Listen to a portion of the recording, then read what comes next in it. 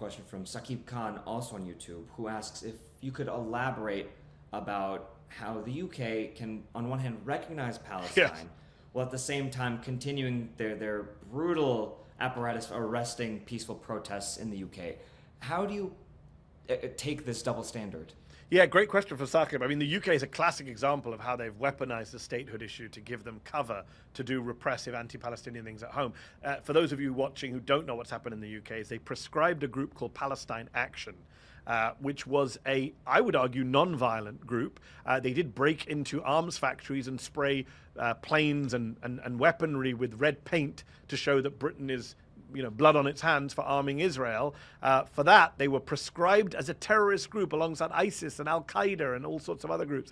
And then since they were prescribed, protesters have been going every Saturday into London and saying Palestine Action, holding up placards and signs and T-shirts. And they've been arrested in their hundreds. Hundreds. I mean, a couple of weeks ago, they arrested 800 people. I believe it was the largest mass arrest in modern British history. These people are elderly people, people in wheelchairs, people with Zimmer frames, people who are blind, elderly women vicars. Like, it's insane. Like, a parody of the most peaceful, non-violent, unthreatening people you can imagine are suddenly being arrested because they're allegedly terrorists now for saying we support Palestine Action. In fact, this Saturday, amongst the ludicrous protests from the British police, one person was arrested for saying, I do not support the banning of Palestine Action, which is a real escalation.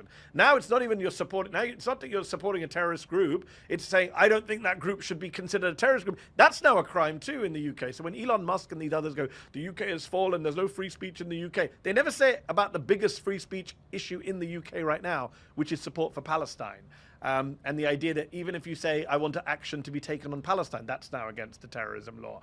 It's really, really repressive. The British Muslim Home Secretary, Shabana Mahmood, who used to be a supporter of Palestine. Remember what I said about Van Jones? Used to be a supporter of Palestine, got close to power, stopped supporting Palestine. Shabana Mahmood is that on steroids. She used to give speeches at pro-Palestine rallies in the UK saying, we must support the Palestinians. Now she is the Home Secretary, the equivalent of the Attorney General in the UK. She runs the police, she runs the justice system, and she's saying we need to crack down on protest. You can't just have endless protests. We're going to make it much harder to protest for Palestine. So this is where the UK is. So it's, forgive me if I'm super cynical when I see the Starmer government, a Labour government, what's so shameful, coming out and say, well, we support two-state solution and Palestinian statehood. That is a fig leaf. There is no point in doing any of that if you are repressing protests at home.